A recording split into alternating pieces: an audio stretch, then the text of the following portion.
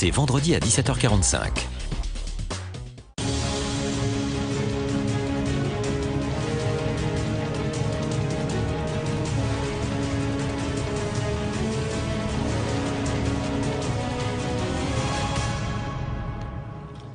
François Bayrou, le président du Mouvement démocrate, est l'invité de Preuve par 3. Bonsoir. Bonsoir. Et merci d'être avec nous. Bienvenue sur le plateau de Public Sénat pour notre rendez-vous réalisé comme chaque semaine en partenariat avec Dailymotion et puis l'agence France Presse qui sera représentée dans quelques instants ici par notre confrère Pierre Rocchiccioli. Perrine Tarnaud de Public Sénat, bien sûr, nous rejoindra en fin d'émission. Avant d'évoquer, bien sûr, la situation économique, sociale et politique, nous parlerons d'abord, si vous le voulez bien, François Bayrou, de l'affaire Tapie. L'homme d'affaires a été rejoint par son avocat Maurice Lantourne dans sa garde à vue. Est-ce que vous avez le sentiment que la justice, avec ses mises en examen répétées pour escroquerie en bande organisée, vous donne peu à peu raison ? Il est indiscutable que la justice avance et il paraît indiscutable qu'elle avance dans la direction de cette gigantesque manipulation dont tout le monde aujourd'hui, même les plus incrédules, voit la gravité par une série de rebondissements qui, s'ils étaient présentés dans un roman, donneraient à tout le monde à penser l'idée que vraiment une imagination trop fertile de la part du scénariste, qui, comme je le dis depuis le premier jour, sera, à mes yeux, si c'est prouvé, sera l'affaire la plus grave de la Ve République. Une affaire d'État, donc hein, l'expression là, vous l'utilisez d'ores et déjà. Je l'utilise depuis 5 ans parce qu'il n'y a aucun doute que, contrairement à ce qui est présenté, la question, ça n'est pas Bernard Tapie. Bernard Tapie, c'est un homme d'affaires, comme on dit, c'est-à-dire un homme d'aventure, un homme de flibuste quand il faut... Mais ça n'est pas lui, l'auteur de cette affaire. Enfin, il se défend. L'auteur de cette affaire, c'est qui ? C'est l'État. C'est au sein de l'État. Ah ben ça, demandez-le au juge. C'est au sein de l'État et au plus haut niveau de l'État que cette affaire a été acceptée, voulue et organisée. Et tout le monde le sait, je veux dire, il n'y a plus désormais aucun doute. On a même découvert des réunions de préparation où participait Bernard Tapie lui-même, alors qu'il a prétendu à plusieurs reprises que ça n'était pas vrai. Mais vous voyez bien la différence qu'il faut faire. Ça n'est pas Bernard Tapie contre un certain nombre d'alertes, de lanceurs d'alerte, c'est l'organisation de l'État qui, par le sentiment d'impunité qui était le sien, la désinvolture à l'égard du droit, le fait qu'on ne respecte plus en France les principes ou qu'on ne respectait plus les principes et même la légalité formelle qui a entraîné cette situation dans laquelle le contribuable, c'est-à-dire vous et tous ceux qui nous entendent, ont été spoliés de plus de 400 millions d'euros au profit d'intérêts privés dont on ne voit pas très bien le périmètre, d'ailleurs, aujourd'hui. Alors, donc, il faut préciser les choses. Hein. On a compris que tout a été conçu, selon vous, à l'Élysée. D'ailleurs, les juges se rapprochent effectivement de l'Élysée, mais nous sommes en 2008. Tout a été conçu à l'Élysée. Ah, pas tout. Tout a été voulu. Les réunions au sommet d'État, c'était à l'Élysée. Faisons attention à ce que nous disons. Tout a été voulu, approuvé et organisé. Conçu, on ne sait pas encore très bien qui a eu l'imagination, la technicité de concevoir ce système. Mais en tout cas, l'Élysée a donné son approbation sans aucun doute. Selon vous, le mobile de tout ça? J'ignore quel était le... Vous avez des idées peut-être? En tout cas, je ne crois pas du tout à plusieurs des pistes qui ont été évoquées. L'idée qu'il s'agirait d'une récompense politique pour un soutien politique donné en 2007, j'en crois pas un mot. Ah bon? Je ne crois pas un mot qu'il y ait une entente politique avec des courants. Je ne crois pas du tout. D'autres hypothèses ont été formulées sur votre plateau. Je ne sais pas, je n'ai aucun élément. Vous n'avez pas une idée? Pourquoi cette fleur coûteuse à Bernard Tapie? Écoutez, j'ai écrit un livre sur ce sujet dans lequel il y a deux hypothèses principales, où je retiens deux hypothèses principales. La première, c'est des pressions. Bernard Tapie peut avoir eu le moyen de faire pression sur le pouvoir. Et la deuxième, c'est que, au fond, le chapitre du livre que j'ai consacré à cette affaire s'appelle « L'arbitraire ». Au fond, l'idée que parce qu'on est dans l'orbite du pouvoir, on a tous les droits, et si on est hors de l'orbite, on n'en a aucun, cette idée est au fond celle de tous ceux qui cultivent le pouvoir absolu. Et peut-être que simplement on a dit arrangez-moi cette affaire. D'accord. Et au bout du compte, l'image de la République, l'idée même de la République et de l'État, et les intérêts des plus pauvres ont été mis à mal gravement. Alors, Bernard Tapie, lui aussi, il a publié un livre dans quelques jours sur cette affaire. Le livre est titré « Un scandale d'État, oui, mais pas celui qu'il vous raconte ». Et dans cet ouvrage, il vous épargne d'ailleurs. Vous avez fait encore le distinguo entre l'affaire et lui, il y a un instant sur ce plateau, François Bayrou. Et lui se présente en volé, qui serait donc devenu le voleur. Il se présente en volé dans ce dossier. Le coup de génie de Bernard Tapie, c'est d'avoir réussi à persuader un grand nombre de personnes qu'il avait été victime lui-même dans cette affaire, au début de l'affaire en 92. Et je crois que les éléments de preuve sont innombrables pour montrer que c'est absolument le contraire. Le Crédit Lyonnais n'est pas venu pour le spolier, le Crédit Lyonnais est venu pour le sauver sur injonction directe du pouvoir de l'époque, c'est-à-dire du gouvernement de François Mitterrand auquel il appelait. Et la preuve, si vous me permettez, c'est qu'à l'époque, je suis un jeune député de l'opposition et j'interpelle le gouvernement en disant il est totalement inacceptable qu'une banque nationalisée vienne faire des affaires avec un ministre en poste. Et vous comprenez bien, ça veut dire prise illégale d'intérêt. Ça veut dire que là encore, on ne respecte pas les principes. Et vous voyez que, au fond, ce qui est en cause au travers du temps, gouvernement Mitterrand, gouvernement de la dernière période, Sarkozy, c'est une certaine idée de l'absolutisme du pouvoir qui est en cause. Je fais ce que je veux parce que là-haut, on décide de tout et tout le monde obéira. Ça s'est passé en 92 pour le rachat d'une entreprise qui était au bord de la liquidation et plutôt sur la pente la plus glissante de la liquidation. Et ça s'est passé de la même manière pour cet arbitrage complètement abracadabrant. Alors aujourd'hui, des recours sont engagés par l'État contre cet arbitrage. Est-ce qu'on mesure bien quand même, est-ce que vous-même vous mesurez bien les dangers de cette nouvelle procédure qui va être très longue et qui pourrait être coûteuse aussi? Mais c'est complètement faux. Ah bon? Ça, c'est un des éléments de la mystification. Elle sera longue. Mais elle est longue. C'est peut-être moins qu'on ne croit. Mais je voudrais dire quelque chose sous forme d'avertissement. Il n'y a rien de plus facile que de perdre un recours. Il suffit de mal choisir les arguments, de mal le formuler, de ne pas être dans les formes, parce que c'est subtil, les formes d'un recours de cet ordre. Il s'agit de 400 millions d'euros. Et donc, j'imagine qu'il y a des juristes puissants dans l'entourage du gouvernement. Je demande qu'on fasse attention à la manière dont le recours sera présenté et formulé. Donc, l'État, puisque derrière cette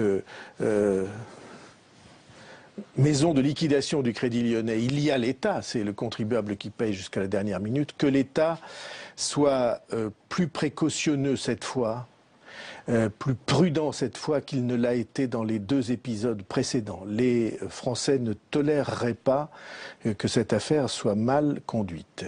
J'espère que mes craintes n'ont pas de fondement. Vous craignez des erreurs de droit, des erreurs juridiques sur le choix des avocats, par exemple, qui pourraient être mêlés à ce dossier. C'est une hypothèse. Voilà. Mais bon, vous croyez quand même à la détermination politique. S'il n'y a pas de détermination politique là, alors il n'y a plus qu'à tirer l'échelle. N'est-ce pas? On est devant la révélation qui a été niée par beaucoup de monde pendant longtemps à l'intérieur de l'État, la révélation d'un d'une offense faite à tous nos principes, quelque chose qui, quand ce sera connu, révoltera les citoyens au-delà du possible, il est du devoir des responsables de l'État de faire ce qu'il faut pour que l'intérêt général soit protégé. Vous croyez donc à la détermination du gouvernement dans ce dossier? Est-ce que vous pensez qu'il peut y avoir aussi une orchestration politique de ce recours et de cette affaire? C'est ce qu'on entend par exemple à l'UMP. Jean-Pierre Raffarin qui a dénoncé une justice spectacle, d'autres proches de Nicolas Sarkozy qui disent que tout ça c'est fait pour barrer la route à un éventuel retour de Nicolas Sarkozy. Monsieur Grossieur, ça c'est le jeu de rôle politique. L'opposition dit « regardez, c'est la faute du gouvernement » et le gouvernement dira « regardez, c'est la faute de l'opposition ». Moi, je ne suis pas dans ce jeu de rôle. J'essaie d'être représentant de ces citoyens qui n'en peuvent plus, qui ne peuvent pas accepter que durent ces pratiques. Et donc, ma conviction profonde, c'est qu'il n'y a aucune manipulation politique. S'il y avait quelque chose à dire de la gauche pendant les années où nous avons mené le combat, c'est qu'elle a été indulgente pendant longtemps. Pour les raisons que tout le monde voit bien, c'était le gouvernement Mitterrand. Sur la fin, un certain nombre de responsables politiques, dont par ironie Jérôme Cahuzac, qui a été, alors c'est une ironie de l'histoire, mais un certain nombre de responsables politiques du Parti socialiste, sur la fin, ont pris leurs responsabilités. Au début, il y en avait très peu, pour ne pas dire qu'il n'y en avait aucun. Est-ce que les affaires peuvent empêcher un jour Nicolas Sarkozy de revenir? Je ne veux pas aborder cette question. Parce que, vous comprenez, nous n'avons pas fait tout cela, les quelques-uns, la petite poignée, nous n'avons pas fait tout cela pour des raisons politiciennes. C'est pas parce que j'étais contre Nicolas Sarkozy, d'abord j'ai jamais été contre un homme, j'ai été contre la politique qu'il menait et les choix qu'il faisait. Mais c'était pas contre quelqu'un. C'était que sous nos yeux, sous les yeux de tous les Français en tout cas, ceux qui auraient dû être sous les yeux de tous les Français, permettez-moi de dire au passage que les médias aussi ont leur part de responsabilité, parce que il y avait un très grand scepticisme à l'égard de ce que nous disions, et vous le savez bien. Eh bien, sous les yeux de tous les Français, était en train de se perpétrer quelque chose qui était une offense absolue à notre pacte civique. J'ai été responsable de l'éducation civique des jeunes Français. J'ai une petite idée de ce qu'on doit transmettre et enseigner, et d'abord par l'exemple. Et ça commence, l'éducation civique, quand ceux qui sont en haut se comportent de manière respectable. Justement, est-ce qu'il faut je dis même pas exemplaire, vous voyez, oui. Le mot a été tellement utilisé par d'autres, en tout cas de manière respectable. Alors je vais utiliser un terme fort, moi, à mon tour. Est-ce qu'il faut en France que des scandales éclatent régulière pour que l'on prenne le chemin de la probité? Je pense par exemple au vote de la loi sur la transparence, conséquence de l'affaire Cahuzac. Dans toutes les démocraties, c'est comme Montesquieu a dit quelque chose. Au fond, nous avons la chance d'avoir les plus grands philosophes de la démocratie en France. Et il y a 3 siècles bientôt, 2 siècles, oui, 3 siècles bientôt, Montesquieu a dit quelque chose d'extraordinairement frappant. Il a dit il n'y a qu'une manière de modérer l'absolutisme, c'est la séparation des pouvoirs. Et c'est lui qui a le premier indiqué ce que pouvaient être ces 3 pouvoirs au moins, parce que la presse est maintenant le 4e pouvoir.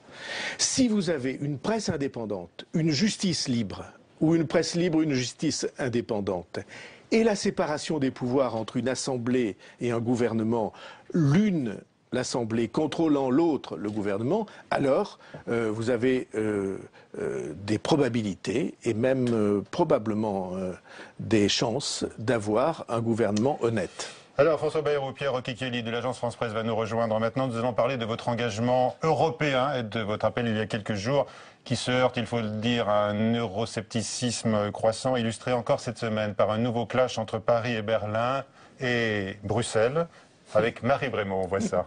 Surtout entre Paris et Bruxelles, en l'espèce. Réputé pour son franc-parler et ses envolées. Une fois encore, Arnaud Montebourg, le médiatique ministre de l'Industrie, tape fort. La victime est coutumière des critiques, l'Union européenne et son dirigeant. Mais M. Barroso est le carburant du Front National. Voilà la vérité. Il est le carburant de Beppe Grillo. Une phrase assassine à l'encontre du président de la Commission européenne, accusé de tous les maux par une gauche qui frôle l'euroscepticisme. Benoît Hamon, Bruno Le Roux, Claude Barthelone, Jean-Christophe Cambadélis, Harlem Désir. Mais là, plus personne ne tente de sauver les apparences et la communication passe désormais par médias interposés. Auberger-Montebourg, voilà donc la réponse sanglante de la bergère. Quand il s'agit de réforme économique, quand il s'agit d'ouverture, quand il s'agit de mondialisation, quand il s'agit de l'Europe et de ses institutions, certains souverainistes de gauche et de l'extrême droite ont exactement le même discours. C'est pas les autres qui vont venir, c'est pas Bruxelles, c'est pas Berlin qui va venir faire les réformes dont la France a besoin. Et voilà pourquoi ici il faut que les ministres soient responsables. L'Europe, bouc émissaire, c'est toujours la même rengaine et particulièrement en période de gros vent. Il y a beaucoup plus de critiques de l'Europe dans les pays qui vont mal, comme la France, que dans des pays qui vont mieux, comme l'Allemagne. Depuis plusieurs mois, le torchon brûle entre Paris et Bruxelles. Les désaccords quotidiens entre l'austère Allemagne et la France dépensière, ou encore l'exception culturelle, ont abîmé une image déjà dégradée de l'Union européenne à un an des futures élections.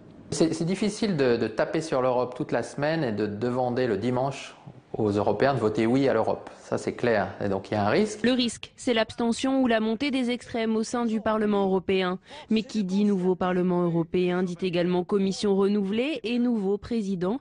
Les jours de José Manuel Barroso sont donc comptés. Même à droite, il cristallise les critiques. Alain Juppé l'a qualifié d'archaïque. Sa succession est clairement ouverte. Voilà, Pierre Roquiquelier est avec nous pour l'agence France-Presse. Vos questions à François Bayrou. Monsieur Bayrou, bonsoir. Alors, la première question, c'est est-ce que vous pensez qu'on peut encore échapper à un raz-de-marée des eurosceptiques lors de la prochaine élection européenne? Oui, ça dépend d'une seule chose. Est-ce que ceux qui croient l'Europe vitale pour notre pays sont capables de se battre ou seulement de courber le dos, d'être honteux, de chercher des stratégies de fuite, d'être au fond des renégats d'une certaine manière de ce qui a été l'idée fondamentale de notre nation pendant 60 ans. Et l'idée fondamentale qui a fait de la France ce qu'elle est. N'est-ce pas? Si vous remontez le temps, chaque fois que la France a été isolée, elle s'est effondrée. Chaque fois que la France a été fermée, elle s'est effondrée. Alors bien sûr, il y a une vague d'euroscepticisme, ou même de colère contre l'Europe. On sait d'ailleurs, très souvent, c'est parce qu'il y a la recherche d'un responsable, d'un bouc émissaire, de quelqu'un qu'on peut mettre en accusation, alors qu'il ne porte aucune responsabilité. N'est-ce pas? Quel est le responsable des problèmes de la France? Pour moi, le responsable des problèmes de la France, c'est la France. C'est-à-dire, ça n'est pas parce que l'Europe existe et qu'elle réunit des pays qui cherchent ensemble un chemin. C'est pas parce que l'Europe existe que nous n'apprenons pas à lire à nos enfants. C'est pas parce que l'Europe existe que nous avons de l'insécurité dans nos quartiers. C'est pas parce que l'Europe existe que l'intégration ne marche pas. Certains disent qu'on a, s'il vous plaît, laissez-moi finir. Que la croissance n'est pas là. Ben, c'est pas vrai. Ça n'est pas parce que l'Europe existe que les promesses des politiques sont illusoires. Ça n'est pas parce que l'Europe existe qu'il y a de la corruption, comme on vient d'en parler dans la vie politique française. Tout ça, au contraire, d'une certaine manière, l'Europe essaie, comme elle peut, et pas toujours idéalement, de lutter contre. Mais vous voyez bien à quel point c'est une diversion. Au fond, ce que fait le Parti socialiste aujourd'hui, et un certain nombre de membres du gouvernement, on vient de le voir, que font-ils? Ils cherchent à détourner l'attention des responsabilités qui peuvent être les leurs. On ne peut pas dire que depuis un an, la situation économique du pays se soit améliorée, n'est-ce pas? Et donc, contrairement à ce que je pensais nécessaire, ils cherchent à détourner l'attention et à préparer un combat électoral qui est un combat une nouvelle fois caricatural, qui chercherait à expliquer que le vrai combat c'est en Europe la gauche contre la droite. Et c'est complètement faux. La question c'est, la seule question qui se pose à notre pays, et Michel Barnier vient de le dire à sa manière, nous disons la même chose, la seule question qui se pose à notre pays c'est est-ce que nous sommes capables, nous, Français, de réparer les dégâts que nous avons laissés se faire. Est-ce que nous sommes capables de reconstruire ce qui doit l'être? Et ma réponse est que nous en sommes capables, à condition qu'il y ait une prise de conscience et une volonté qui se forment. Et ces phrases sont faites pour empêcher la prise de conscience et la volonté de se former. Alors si les eurosceptiques étaient uniquement au Front National, au Front de Gauche, bon à la limite, mais là on les trouve aujourd'hui à l'UMP, on les retrouve au PS. On les retrouve à l'UMP, on les retrouve au PS, je n'ai aucun doute de ce point de vue-là. Et c'est précisément pour cela que j'ai lancé l'appel que j'ai lancé en disant il va falloir que ceux qui considèrent que cette question-là est vitale pour la France, acceptent de se rapprocher les uns des autres et de préparer le combat en commun qu'il va falloir conduire, qu'il va falloir mener.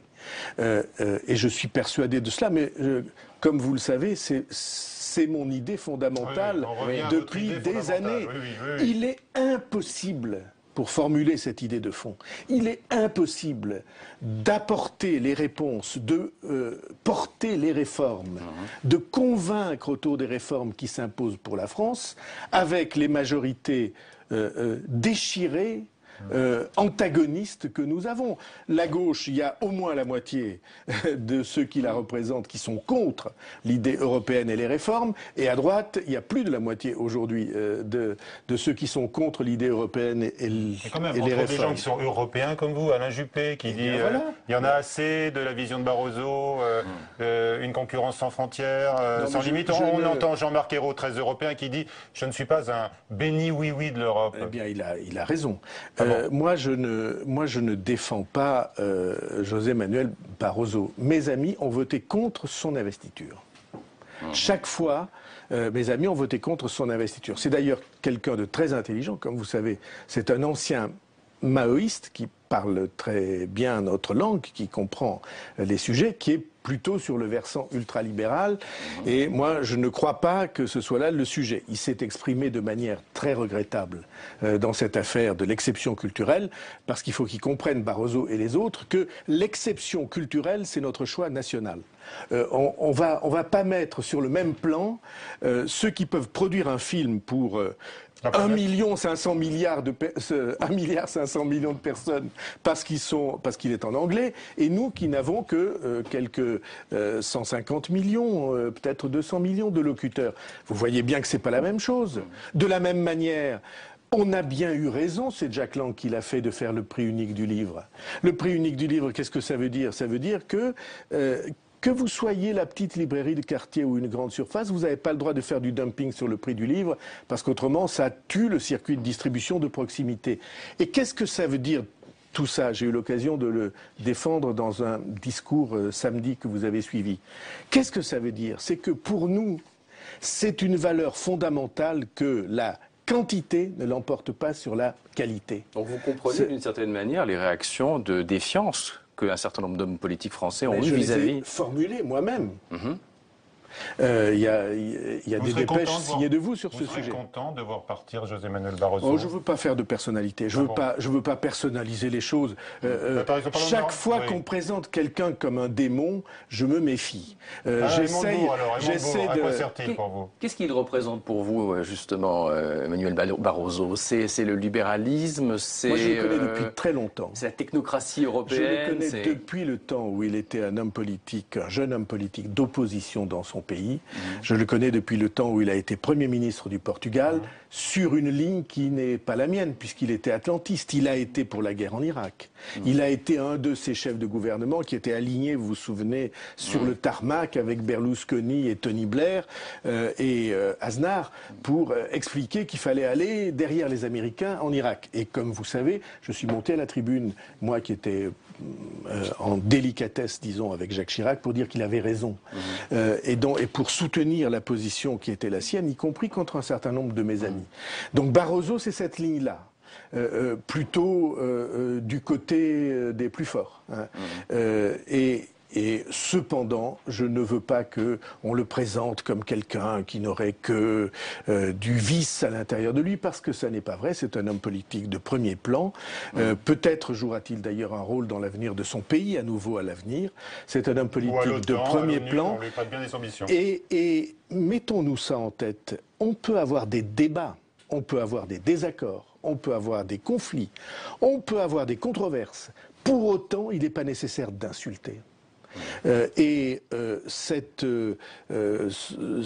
Cette perversion française qui consiste à chercher à faire un ennemi personnel de quelqu'un avec qui simplement on est en désaccord, c'est une des faiblesses de notre pays. C'est pour ça que notre vie politique est tellement nulle, caricaturale, désespérante, et c'est pourquoi les électeurs s'en séparent. Regardez les questions d'actualité.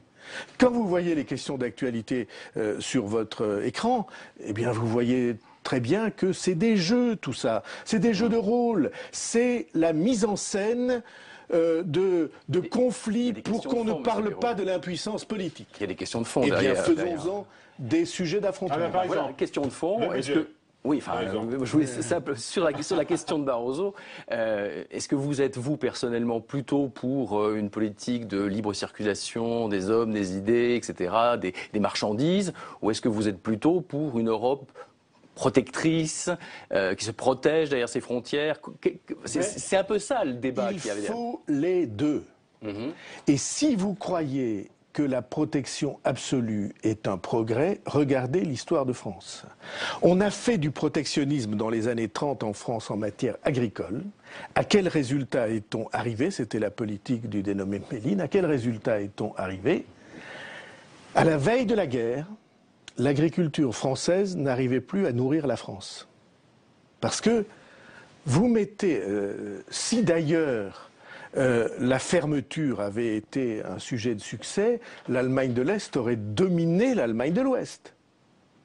N'est-ce pas? C'est quelque chose de fascinant, on réfléchit jamais. Vous prenez le même pays en 1945, dans le même état, hélas, avec le même peuple, ou en tout cas un peuple, et on ne peut pas dire que le peuple de l'Est était inférieur au peuple de l'Ouest en Allemagne. Les Länder orientaux et la Prusse, on ne peut pas dire que c'était inférieur. Vous prenez le même peuple en 1945, vous le coupez en deux, vous mettez la protection et la fermeture d'un côté et l'ouverture de l'autre, vous revenez 45 ans après, qu'est-ce que vous trouvez? D'un côté le développement et la liberté, de l'autre la servitude et l'effondrement économique. C'est pas une thèse ce que je raconte.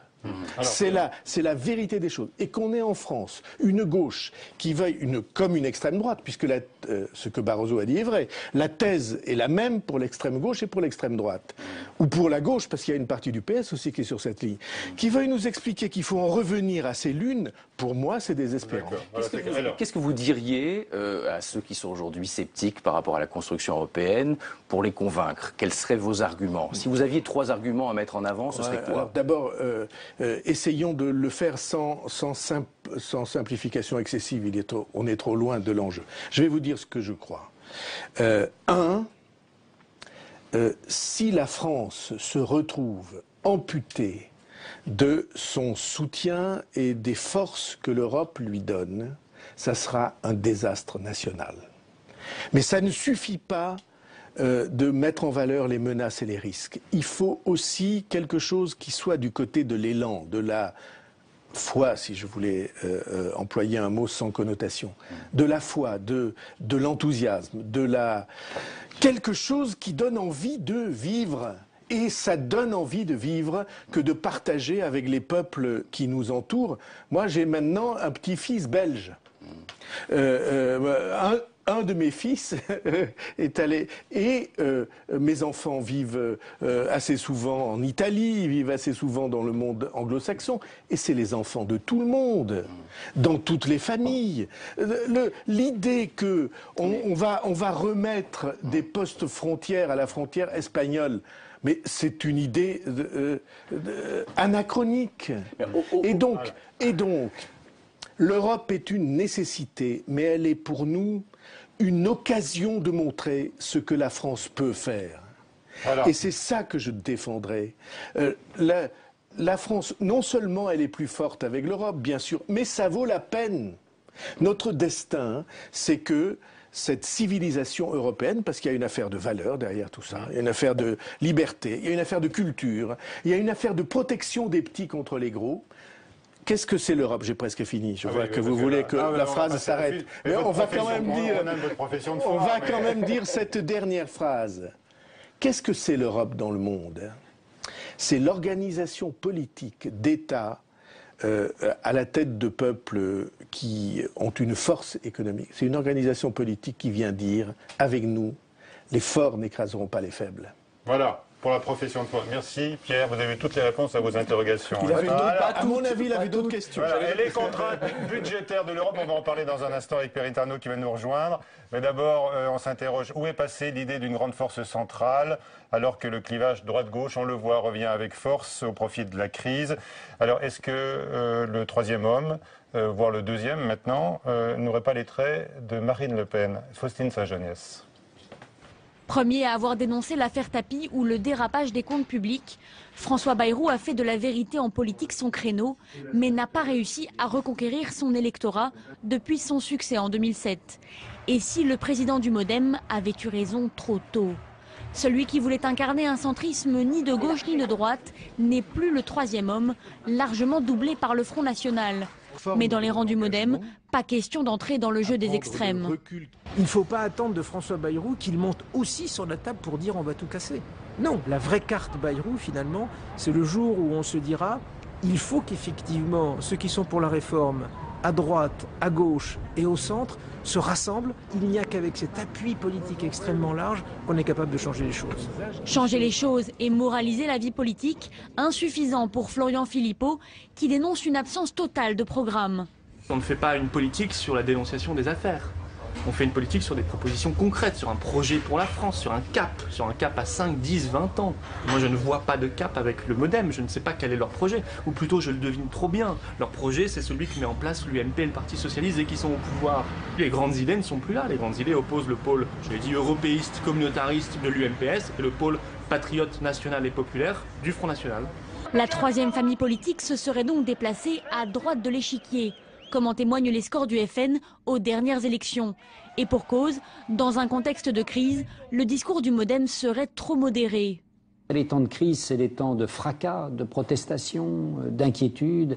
Et dans ces temps-là, on préfère l'aspect parfois un peu tonitruant que peut avoir le Front National à l'aspect plus calme, plus serein que peut avoir le chemin politique que tente de tracer François Bayrou, mais qu'il a bien du mal à incarner et à porter plus loin.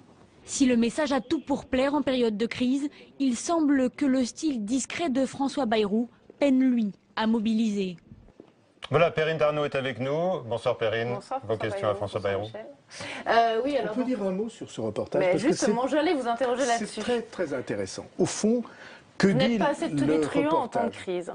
Attendez, que dit le reportage? Il dit, cet homme-là nous avait dit la vérité sur les principaux problèmes du pays. C'est un point. Deuxièmement, c'est le Front National qui dit il faut avoir un projet qui soit un projet patriote et national. Excusez-moi, moi je pense que le projet du Front National est un projet antinational. Parce que les choix qu'il propose, sortir de l'euro, revenir au franc, fermer les frontières, ce sont des choix qui conduiraient la France au malheur. Je ne choisis pas les mots au hasard, je ne dis pas que ça serait de mauvais choix, qui conduiraient la France au malheur pour toutes les familles et pour tous les jeunes. Il n'y a pas de pourtant. C'est une affirmation que tous ceux qui ont une responsabilité dans le pays, à laquelle tous ceux qui ont une responsabilité dans le pays doivent réfléchir. Parce qu'il y a des moments dans l'histoire où il ne s'agit pas de suivre les inclinations des gens, il s'agit de dire la vérité au pays. Mais alors pourquoi le Front National monte tant aujourd'hui? Pourquoi il attire quasiment 30% des électeurs français? Bon, parce que les thèses qu'il présente, qui sont des thèses simples ou simplistes, qui sont des Donc thèses... les Français sont des simplistes qui sont séduits par ces thèses-là? N'essayez pas de déformer ce que je dis. Essayons de choisir les bons mots. Les Français, aujourd'hui, sont dans une situation d'inquiétude et on leur montre un responsable qui est l'autre, le concurrent allemand, le voisin qui nous imposerait des choix, une Europe qui viendrait nous embêter.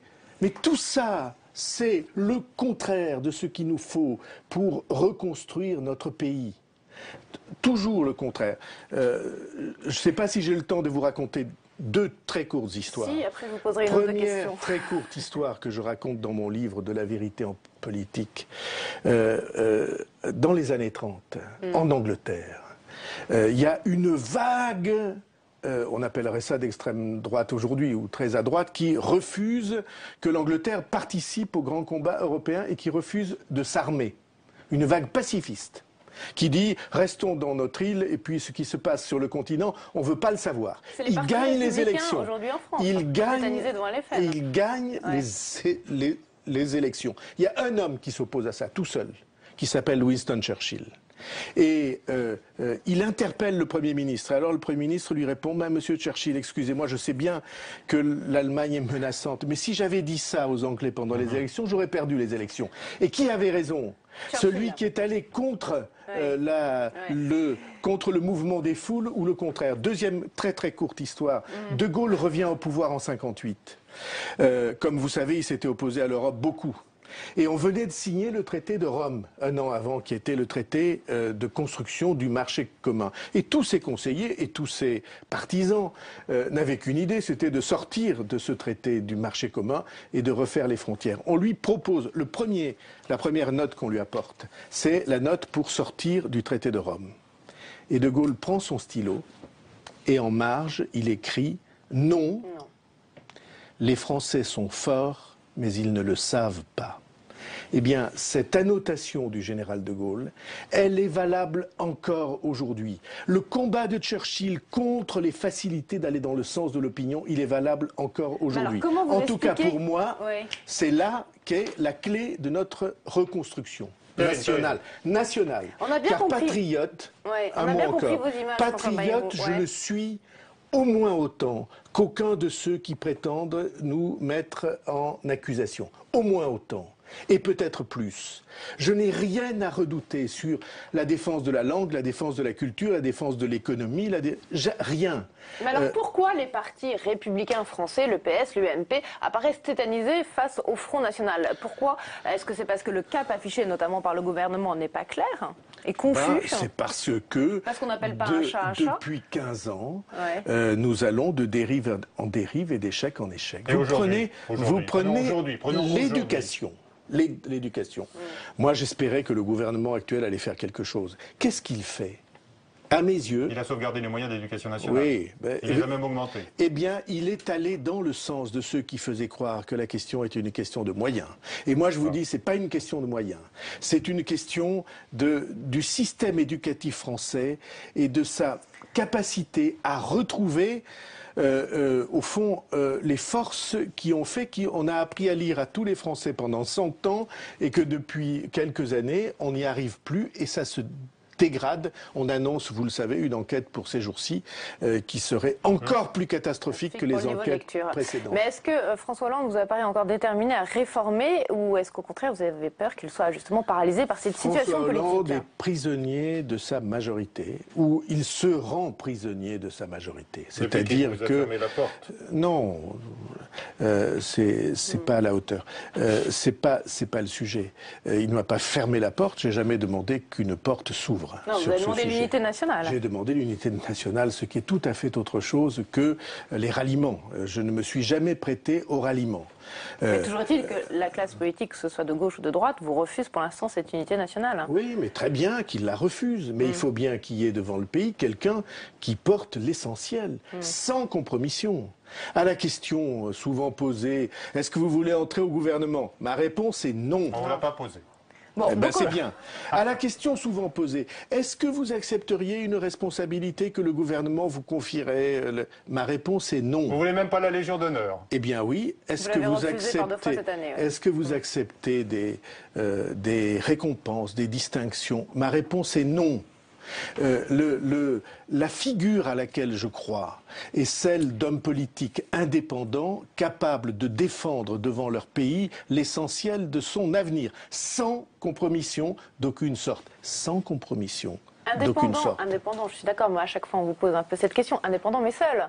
Mais non, pas seul. Si, il va bien falloir des troupes, notamment pour les prochaines élections municipales, européennes. Nous en aurons. Alors, est-ce que vous envisagez toujours de faire des alliances, peut-être avec l'UDI, par exemple, Je suis partisan pour les de européennes. tous les rassemblements, comme vous voyez, l'UDI. Vous savez la différence qu'on avait avec l'UDI, c'est que l'UDI disait il faut que le centre soit toujours à droite. C'était ça le point. Moi, je pense que le centre doit accepter d'être au centre, mais tous les rassemblements sont bienvenus. Voilà. Puisque je plaide l'unité nationale, je ne vais pas avoir le ridicule d'écarter avec condescendance des gens qui sont les plus, sur l'échiquier politique, les plus proches. Je voudrais très souvent qu'ils aient des attitudes qui soient des attitudes de résistance à la bipolarisation dangereuse. Bon, mais en tout cas, je peux évidemment travailler, parler, construire avec eux. Je suis à Pau. C'est ma ville. J'en suis élu depuis longtemps.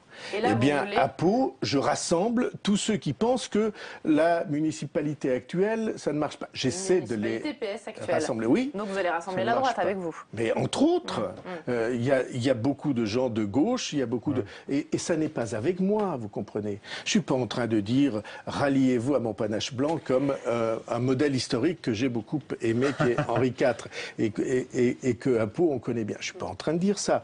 Je dis écoutez, réfléchissez. Si vous voulez un succès, alors il faut se rassembler. Si vous voulez réformer la France, il faut se rassembler. Le problème est le même. Si vous voulez que l'Europe... Selon vous, il n'y aura pas de réforme avec Pour l'instant, il n'y en a pas de réforme. Alors certaines sont sympathiques. La compétitivité. Dans le bon... Les retraites à venir, ça va être un minimum. Oui, pour l'instant, ce qui se passe sur les retraites. Les économies budgétaires, Jean-Marc Ayrault se flatte pour la première fois depuis 1958. Vous avez essayé depuis longtemps. J'ai tenté, c'est un sujet d'actualité. Jean-Marc Ayrault se flatte d'avoir fait reculer les dépenses de l'État d'1,5 milliard pour la première fois depuis 1958. Et il dit vrai ? Je croyais que Fillon avait dit à peu près la même chose du gouvernement. Bon, toute maîtrise des dépenses est bien, mais le rapport que Gilles Carrez, UMP, qui est quelqu'un de très respectable à mes yeux, le rapport que Gilles Carrez a déployé, c'est pas du côté des dépenses qu'il allume alarme. Il dit c'est les recettes qui s'effondrent. Pourquoi c'est les recettes qui s'effondrent? Non, parce qu'on a un pays qui a perdu ses forces de production. Et donc, de ce point de vue-là, il a raison d'allumer les signaux d'alerte les plus exigeants. Voilà, bon, on termine quand même sur le budget de l'État. On avait commencé par l'affaire Tapie, donc ce sont les deux sujets sur lesquels vous vous flattez d'avoir été précurseur, n'est-ce pas, François Bayrou? Je me flatte pas, c'est vous qui le dites dans votre reportage. On a été mal, vous voyez. Merci à vous, merci Perrine. Merci. À la semaine prochaine, notre invité sera l'UMP, Laurent Wauquiez. Bonsoir à tous et à très vite.